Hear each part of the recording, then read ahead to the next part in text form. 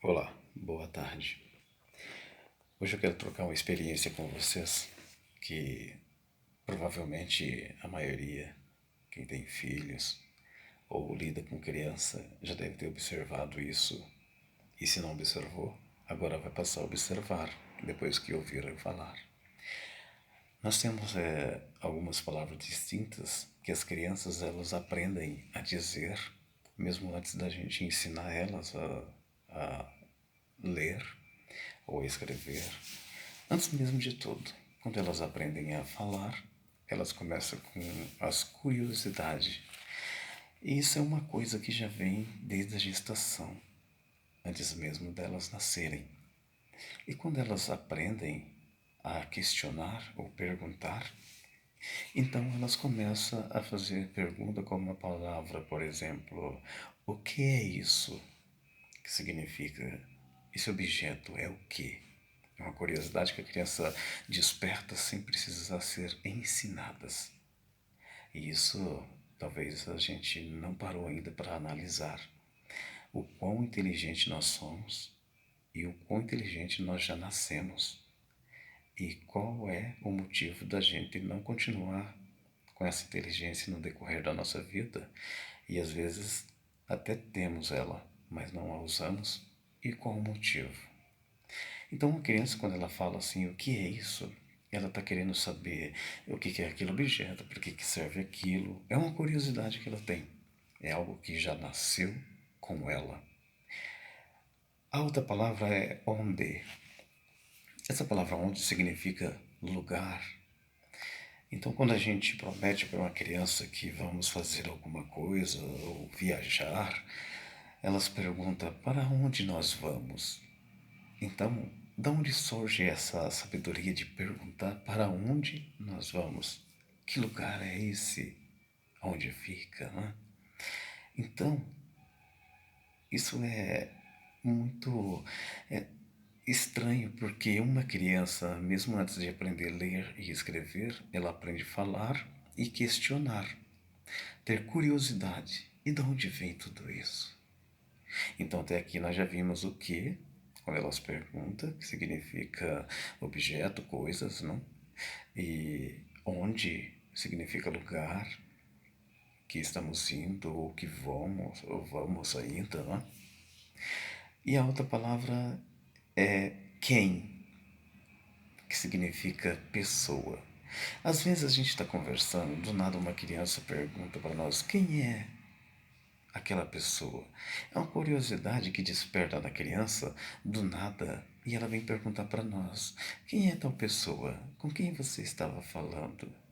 Então, o que, onde e quem é algo que aprende sozinho. A natureza coloca dentro do cérebro.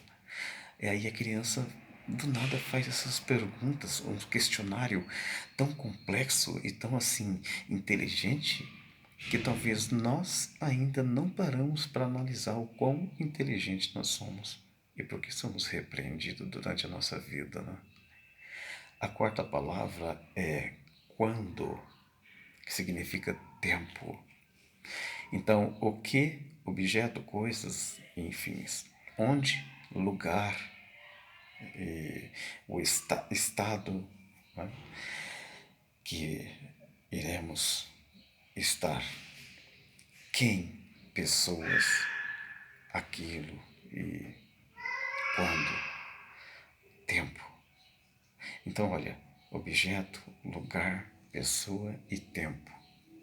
E isso são coisas que é o nosso dia a dia. Nós vivemos em volta disso, de objetos, de lugar, de pessoa e no tempo. E as crianças têm esse dom. Eu tive, você teve, seus filhos têm, se você tiver filho. Meus filhos foram assim. E talvez a gente nunca parou para analisar, e alguns pais até repreendem a criança quando entra numa conversa e faz uma pergunta: quem é tal pessoa, pai? Ou para onde nós estamos indo? Tem pais que dizem assim: não é da sua conta, isso é coisa de adulto. Ou não entra na minha conversa. Ou não interessa para você, como se criança não fizesse a mínima. Não é verdade? É assim que acontece. Alguns pais desse jeito repreende o filho quando ele pergunta o que, onde, quem e quando.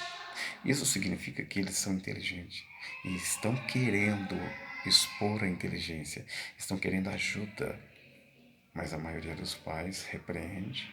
Aí a criança começa a crescer com aquela repreensão de que ela não deve questionar, não deve saber. E outra, tudo tem que ser surpresa, porque ela não deve perguntar quando será isso, que lugar é isso ou para onde vamos, e que pessoa é aquela, e o que significa isso. Aí as crianças vão para a escola, começam a aprender nas matérias assuntos irrelevantes. Porque eu digo que hoje em dia, até mesmo no passado, a escola ela ensinava a gramática, teorias, mas nunca ensinou a sabedoria prática, a inteligência lógica, psicológica, a entender quem somos, de onde viemos, para onde vamos. A escola, a educação em si, ela nunca fez isso. Nunca ensinou valores. Não, ela ensina a pessoa a ler, escrever, ter conhecimentos básicos para lidar com o mundo lá fora. Aí lá fora a gente começa a aprender as coisas na prática. E muitas crianças elas crescem e acaba não aprendendo as coisas e tendo dificuldade. E muitas falam, esse menino é atrasado, essa criança é dislexa, essa criança não tem atenção, ou essa criança é imperativa. Não, nós é que não sabemos lidar com as crianças. As crianças elas têm o direito de questionar, de saber. E nós, como adultos, se soubermos, temos o dever de ensinar nossos filhos, filhos dos nossos amigos, até mesmo crianças que não são nossos parentes, mas se fizer alguma pergunta dentro de um contexto que nós podemos ensinar, por que nós vamos negar isso a uma criança? Ao contrário, as crianças hoje em dia estão sendo menosprezadas, judiadas, abandonadas, em outras palavras, que o pudor não deixa a gente nem mesmo expressar, mas estão sendo massacradas em todos os sentidos. E aí as crianças elas crescem rebeldes, se tornam pessoas vorazes, sem compaixão, simplesmente porque tiramos o direito dela questionar. Essa palavra questionar, antigamente na escola tinha isso. Quando nós estudávamos, tinha a aplicação de textos, depois questionário do texto. Questionários são perguntas, aonde nós iríamos procurar no texto as respostas. E hoje é proibido. Hoje não temos mais isso nas escolas. Entendimento de textos, questionários, aguçando a nossa inteligência a fazer pergunta para nós mesmos ou para quem entende. Então não existe mais isso nas escolas e cada dia está tirando mais e mais a inteligência dos nossos alunos. Aí entra a tecnologia. Hoje as crianças já não têm mais aquela pergunta de o que, onde, quem e quando, porque tem um celular na mão e elas fazem, olha, misérias com o celular, vamos falar assim. E nós talvez não conseguimos ir aonde elas vão. Porém, será que elas estão aprendendo? Eis a questão. E eu digo que não. Elas estão somente ocupando o tempo com algo que lhe diverte. Quando não é joguinhos, vídeos que entretêm, Ou às vezes a criança já tem uma página ou já tem Facebook e fica ali postando foto, interagindo de forma automática e tecnológica. Mas onde está a parte é, psicossomática? Onde está a parte do nosso psique, da nossa inteligência, do diálogo, do entretenimento pessoal entre pessoa com pessoa? Onde está o que de objeto? Onde está o onde de lugar? Onde está quem de pessoa? E onde está quando no tempo? Ficou tudo para trás. No começo, os pais rudes tiravam o direito das crianças de fazer essas perguntas porque falavam que não cabia a elas, que ainda chegaria o dia e o tempo. Mas quando chegaria esse dia, esse tempo? Aí a criança chegava aos 6 anos e ia para a escola, agora está com 3, 4 anos, já está indo para pré-1, pré-2, pré-3, e quando eu penso que não, a criança estuda 30 anos, chega a seus 30 e poucos anos e não aprendeu praticamente nada. Porque o que ensina mesmo, a educação mesmo, lógica, objetiva, é aquela que se aprende no lar, com diálogo, com resposta para perguntas, com pesquisas analógicas. E hoje estão tudo na base tecnológica. As crianças já não são mais crianças. Nós deixamos de ser mais humanos. Porém, tudo isso tem causado maior perca em relacionamento familiar, amizades, perca em conhecimentos básicos ou gerais. Tudo isso tem causado a maior confusão mental e as pessoas deixaram de viver o que é real para viver uma utopia, um sonho. E todos desejam chegar em algum lugar na vida. Porém, como se está deixando o conhecimento para trás e está focado todo o seu tempo nas coisas que já existem e que estão feitas. Quando nós acionamos ou digitamos alguma coisa no Google, já aparecem milhões de respostas para aquilo. E aí a gente não para de pensar, para de analisar, de questionar e só vamos aceitando, aceitando e aceitando o que é imposto. E dessa forma, mecanicamente são feitas as coisas. E isso tira o lado inteligente que o humano tem. Porque 12% da inteligência tecnológica no mundo, digo 12% porque 12% de todas as coisas criadas estão com 12% de pessoas inteligentes que criou. E os 80 e poucos por cento diferem entre outras coisas, em outros conhecimentos.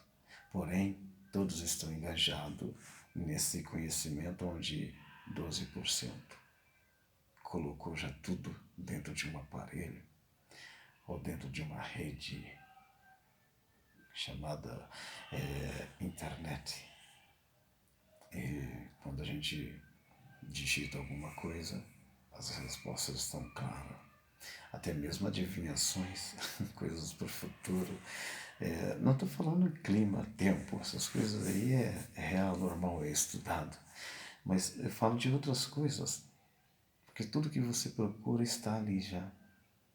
Aí nós não fazemos mais questão de quem somos e não damos mais aquele valor que deveríamos dar a nós, a nossas crianças. E aí as crianças estão crescendo com a inteligência artificial, algo que vem artificialmente dentro de um aparelho. E depois que entra na mente dessas crianças, não adianta os pais lá na frente falar aonde é que eu errei. Não, você não errou, pai. Simplesmente você foi omisso. se não deu ouvido ao seu filho, então deixou ele crescer, desenvolver como uma babá tecnológica.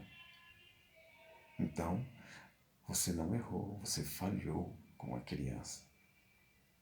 Eu lembro do meu passado, quando não tinha tecnologia, que nós estudávamos, nós conversávamos, nós brincávamos.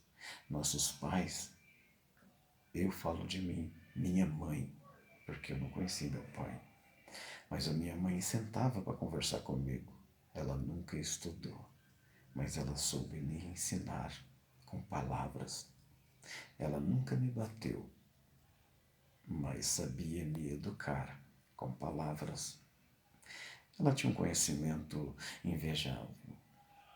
E tem até hoje, pois ela está com 83 anos, mas é lúcida. E conversamos todo dia. E isso para mim é o maior prazer, porque eu consegui adquirir conhecimento através de conversa com minha mãe. Eu estudei, fiz o colegial, sim, comecei a fazer direitos, mas aí veio problema de saúde e me tirou as habilidades, me tirou a mobilidade, digamos assim. E aí, querendo ou não, a gente entra num quadro de regressão. Aí eu fiquei parado no tempo sem estudar e não dei continuidade, mas estava lutando para chegar lá e me formar em direito advocatício. Meu sonho era ser um advogado criminal ou um promotor. Mas esse sonho ainda não acabou, porque eu estou vivo. A gente nunca mata um sonho. Teve dificuldades e eu tive que parar, motivo de saúde. Mas tudo que eu estudei, na realidade, o que eu aprendi mais na prática, no dia a dia, conversando com as pessoas, vendo como que elas agem, interagem e qual é o desejo que elas têm, como elas enxergam a vida, qual a perspectiva, qual é o panorama que elas veem e qual é o sonho de cada um. Então, nesses diálogos, nessas conversas no dia a dia, eu aprendi muita coisa. Mas o ponto-chave para tudo isso foi a educação que eu tive em casa com minha mãe, conversando comigo e me explicando o que dos objetos, onde de lugar, quem de pessoa ou animais, algo assim. E quando, que significa no tempo futuro, não naquele presente. Então ela tinha e tem essa qualidade de conhecimento gerais dentro do âmbito família. E isso me ajudou muito. E eu passei por meus filhos. E agora estou partilhando com vocês que ouvirem eu dizer algumas palavras. Então, se você é pai, ou se você tem tio, tem sobrinhos, ou se você tem amigos que têm filhos e que são crianças de 4, 5, 6 anos, não repreendam quando perguntarem alguma coisa, mas explique da forma mais clara possível. Seja transparente, seja um professor de verdade no mundo real. Não deixe que a tecnologia, os tecnocratas, tire a infância de seus filhos, seus sobrinhos, filho dos seus conhecidos, dos seus amigos. Ajude-os a ter conhecimento legal das coisas, mas não conhecimento informalizado e de forma informal, e que já vem pronto, aonde a criança não aprende. Simplesmente ela decora algo, copia, mas não está no seu cérebro como um aprendiz de verdade. Então, não negligencie quando uma criança te fizer uma pergunta. Às vezes, às vezes crianças me param e olham para mim e eu ando com uma bengala para ajudar a locomoção. Aí elas perguntam: o que é isso? Então, o que é isso? Que objeto é esse? Por que você está e eu não estou? E às vezes a criança quer pegar para saber o que é tocando. E eu, com maior paciência, explico para ela: olha, eu era igual você, cresci, tive um problema, esse problema causou uma deficiência de resistência. Hoje eu uso isso aqui que você me perguntou, que é uma bengala, para me locomover em espaços curtos. Sem ela eu posso cair, me machucar, e eu não quero isso para mim, na verdade. Aí a criança fala: mas por quê? Aí eu falo: porque eu não consigo andar sem ela, é difícil para mim. Olha, é o maior prazer quando uma criança me pergunta algo e eu sei responder exatamente aquilo que ela pergunta. Então eu deixo aqui o meu apelo para cada um de vocês.